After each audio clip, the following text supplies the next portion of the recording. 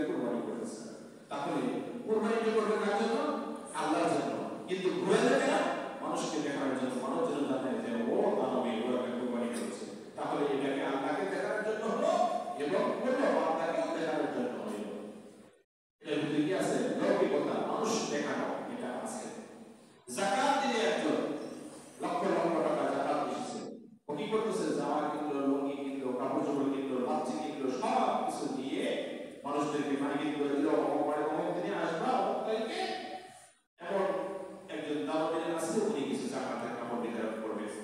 লোকজন সব হাজির হয়ে গেল। এটা আমরা সুন্দর করে ক্যামেরা করে ফেসবুকে দিয়ে দিল, অনলাইনে চলে গেল। দিচ্ছে কেন? যে অমুক ব্যক্তি জাকাত দেয়। তাহলে জাকাত দিতে আল্লাহর জন্য আল্লাহকেও দেওয়া হলো এবং বান্দাকেও জানানো হলো। দুটো দিক কি হয়? হজে বাইতুল্লাহর জন্য উদ্দেশ্য হচ্ছে লোকজন বলছে কি হয়, এত টাকা পানি ফেললো, ও তো হজে বাইতুল্লাহ করে না, হজে যায় না। এখন মানুষের মুখ বন্ধ করার জন্য ও হজে বাইতুল্লাহ যায়। তারপরে যতগুলো ইবাদত আছে, সমস্ত ইবাদতের ভিতরে আল্লাহ দেখার সঙ্গে সঙ্গে বান্দাকেও দেখানো থাকে।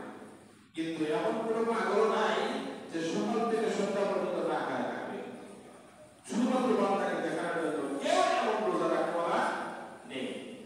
মনে করেন যে গোপনে আড়ালে সবার চোখকে ফাঁকি দিয়ে বিশাল অট্টালিকার গোপন কক্ষে গিয়ে ও পেট ভরে সব কিছু খায় দিচ্ছে, বিবাদের চোখকে ফাঁকি দিয়ে খায় দিল, আর দাঁত পরিষ্কার করে মানুষের সামনে সে আত্মপ্রকাশ না আসে কি করছে? রোজা রাখছে। তাহলে কি রোজা হলো? রোজা তো হলো না।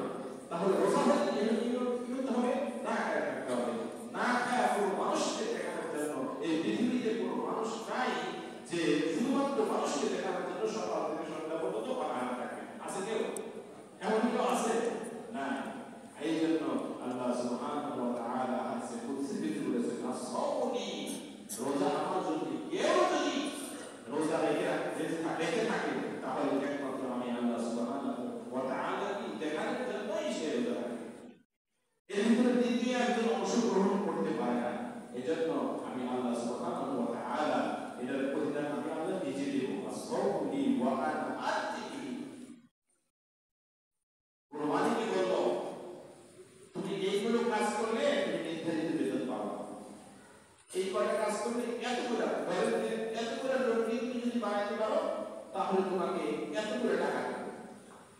আর যে বাম পাশে যেগুলো আছে এই করে যদি বানাইতে পারো তাহলে আমি কিন্তু তোমাকে নিচে দেবো। তখন শ্রমিক কিন্তু বুঝে ফেলবে, মালিক যখন এই কথা বলছে যে এইগুলো করলে আমি দেবো, তাহলে মালিক কিন্তু মালিকের মতো দিবে, মালিক কিন্তু ম্যানেজারের মতো দিবে না। কারণ ম্যানেজার তো নির্ধারিত একটা বেতন দিবে, নির্ধারিত বেতন দিবে। কিন্তু যখন মালিক মালিকের মধ্যে বলছে তখন মালিক মালিকের মধ্যে দিবে। এর দ্বারা বোঝা যায় যে সমস্ত ইবাদতের আজরটা, সমস্ত ইবাদতের সওয়াবটা আল্লাহ সুবহানাহু ওয়া তাআলা ফেরেশতাদের দায়িত্ব দিয়েছেন। হয় ফেরেশতা নামাজ পড়লে তুমি এক টন নেকি তাকে দিবে, হয় এক টন নেকি দিবা। হজ বাইতুল্লাহ করলে এক টন, যাকাত দিলে এক টন, ৫০,০০০ নেকি দিবা হয়। কিন্তু তোমরা রোজা তোমরা দিবা না ফেরেশতারা, ওজনটা কিন্তু আমি আল্লাহ নিজে দেব। এটাই আল্লাহ বলে আসসাউনি, রোজা আমার জন্য, ওয়া আনা আজতিহি, ওটা আমি দেব। আসসাউনি ওয়া আনা উজজাবিহি, ওয়া প্রতিদান আমি আল্লাহ নিজে। এটা ব্যাখ্যা আলোচনা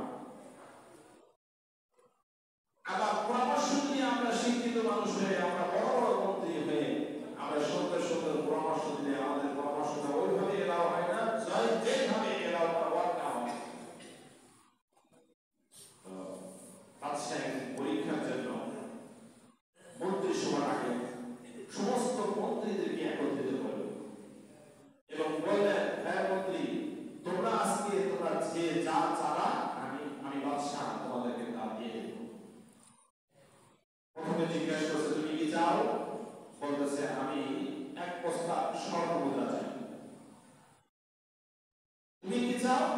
বলে আমি বিশাল একটা এলাকা এরিয়া যে বলছে আমি এই এলাকাটা চাই, এই এলাকাটা আমার নামে লিখে দেন।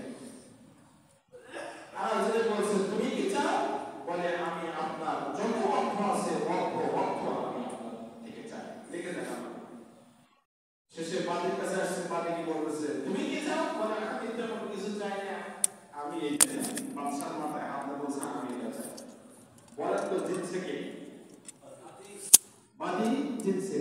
কেমনে জিতলো? ওই যে সব চুপ হয়ে গেল, আগ্রহ মুখে দিয়ে দোষা শুরু করলো, আরে আমার অর্থ সম্পদ চাইলাম, এটা চাইলাম, সেটা চাইলাম, ওনা বাদশাকে চাই। বাদশাকে চাইছে মানে কি পুরো রাজ্যের মালিক তো হয়ে গেছে। আমরা যেটা চাইছি শুধুমাত্র ওইটার মালিক হয়েছে। তাহলে আল্লাহ সুবহানাহু ওয়া তাআলা যদি বলেন আসরাফুনি ওয়া আনা উযা বিহি, রোজা আমার জন্য আর রোজার মহিলাগুলো আমি আল্লাহ নিজেই।